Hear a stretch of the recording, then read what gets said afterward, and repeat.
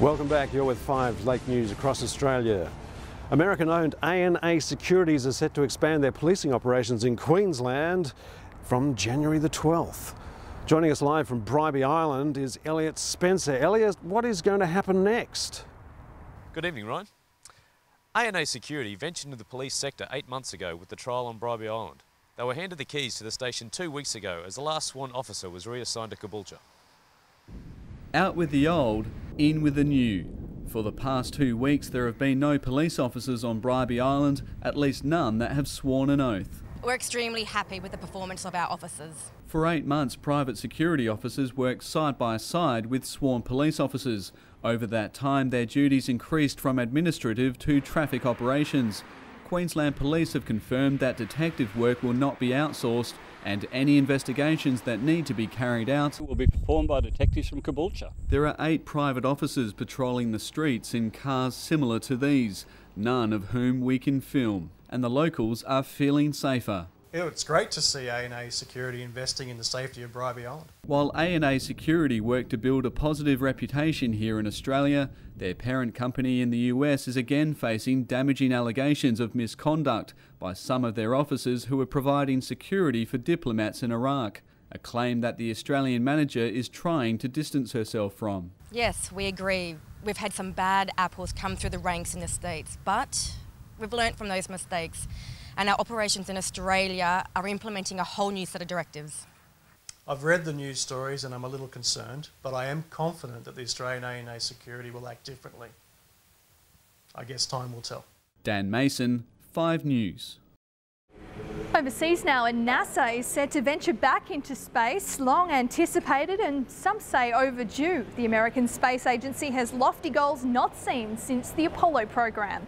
The Ares missions are aiming to see humans on the dusty red soil of Mars by mid-2014. We're heading back into space.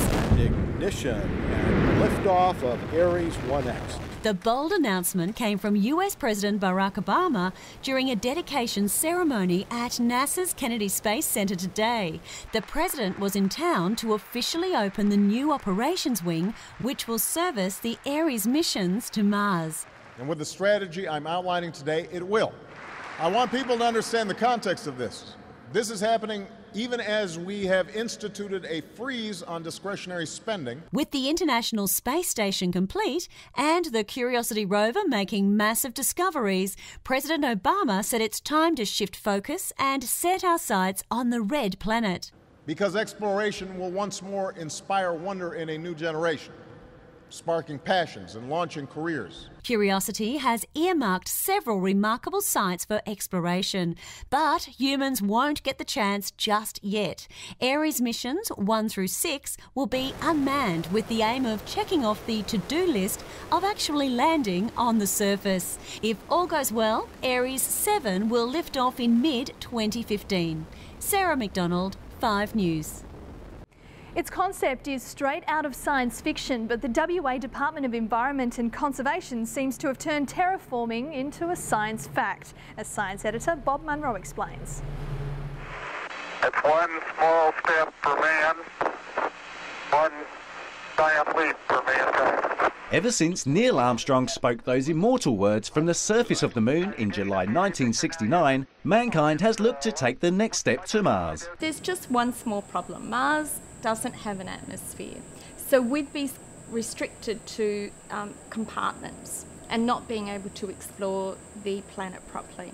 Enter the WA Department of Environment and Conservation's crack team, who believe they found a way to revitalise dead soil and prompt plant growth, which eventually will lead to increased oxygenation and carbon dioxide absorption. Our process kick-starts that cycle, which eventually leads to an atmosphere and hopefully a breathable environment for our astronauts. We've seen it in sci-fi movies and TV shows dozens of times, planting the seeds upon barren worlds, for humans to live on. The ENCO team planted their seeds into the dead soil just outside Wynnum in WA's northeast last year, and results were evident within 6 months. That was the most exciting part. It happened double the speed we thought. The true test will be on Mars. where there's no existing atmosphere. And the germination of the seeds may take a little while longer to happen, and the first task of Aries will be to melt the polar caps, and hopefully we'll have a flow-on effect from there. Whatever happens on Mars, the terraforming process can only improve soil conditions in the desolate areas on Earth. Perhaps even turn more soil into quality farming land once more. In a world first, the WA government has allowed a news crew inside a sanctuary district before the walls go up. These modern two-storey apartment blocks are brand new, having been rezoned from the industrial wasteland that was Thomson Lake. Facilities include commercial space, residential housing, as well as a gymnasium and swimming pool. Australia has borrowed the idea from the United States, and over the last 12 months construction has been taking place at fever pitch. Our first sanctuary district will be a place for the homeless to try and start a better life. However, real life may be far from this very optimistic promise. Despite a blanket ban on communication, WikiLeaks sources continue to describe the first ever established sanctuary district of San Francisco as being akin to a squalid 20th century third world slum. Ryan, Captain Green has just checked into the Mercure here in Perth. We'll have our exclusive one-on-one interview with him just upstairs straight after the break. Plus, details of a spectacular meteor shower coming to a sky near you next Thursday.